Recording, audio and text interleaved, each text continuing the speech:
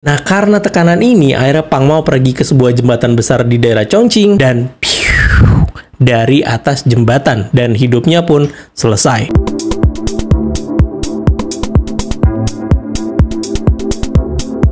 Sumpah ya, lo harus tahu cerita tentang Fat Cat yang viral banget di Cina. Kalau kalian orangnya bucin, wajib banget nonton video ini buat jadi pelajaran. Kasus ini tuh kemarin rame banget di sosial media, tapi jarang banget diberitain di portal berita di Indonesia. Banyak artikel sama berita, tapi dari Cina. Jadi susah buat translate dan ngertiin kasusnya. เขาดังมากในวงการเกมนั้นนะคะเพราะว่าหนึ่งกว่าพี่สาวจะรู้ว่าน้องชายเสียชีวิตนั้นนะคะก็จนไม่คือแฟนคลับเนี่ยก็ไม่เห็นความเคลื่อนไหวของแมวอ้วนนะคะ มีตัวตนจริงหรือเปล่าไอ้ที่ผิดผลิตคลิปนี้ขึ้นมาเนี่ยนะหรือเพียงเพื่อที่ Oke, ini gue lansir dari beberapa media tier 2 di Indonesia yang mudah-mudahan kita bisa paham sama kasusnya Fat Cat. Kita langsung mulai ke ceritanya. Oke, jadi ada seorang pria yang berusia 21 tahun namanya Pang Mao. Nah, Pang Mao ini punya profesi sebagai pro player yang username-nya namanya Fat Cat. Ada yang bilang Pang Mao ini pro player Mobile Legends, tapi ada yang bilang Pang Mao ini main Hawk. Kalau kalian tahu Pang Mao main game apa, tulis aja di kolom komentar. Penghasilan Pang Mao sebagai pro player ini luar biasa banget, guys. Dia bisa menghasilkan 1 miliar per tahun dari profesinya dia sebagai pro player. Nah, Pang Mao ini punya pacar yang usianya 6 tahun, jauh lebih tua dari dia, dan mereka LDR-an. Nah, suatu ketika Pang Mao ini mau nyamperin pacarnya yang ada di daerah Chongqing. Ini jauh banget dari lokasinya Pang Mao. Pacarnya saat itu ngejanjiin Pang Mao kalau dia sampai di Chongqing biar tinggal aja di rumahnya, biar tinggal serumah gitu. Akhirnya pergilah Pang Mao ke Chongqing buat nyamperin pacarnya naik kereta. Tapi pas sampai di Chongqing, pacarnya ini bilang ke Pang Mao kalau dia cari tempat tinggal sendiri aja, nggak jadi tinggal serumah. Nah, mau nggak mau, akhirnya Pang Mao ini cari kos-kosan murah di daerah Chongqing. Saking mewahnya, tempat tinggal yang disewa Pang Mao ini sangat kumuh dan tidak ada kamar mandi. Masih kalian bingung lah, Pang Mao itu kan pro player yang punya penghasilan gede. Jadi guys, selama ini ternyata Pang Mao memberikan seluruh penghasilannya buat pacarnya. Saking bucinnya dia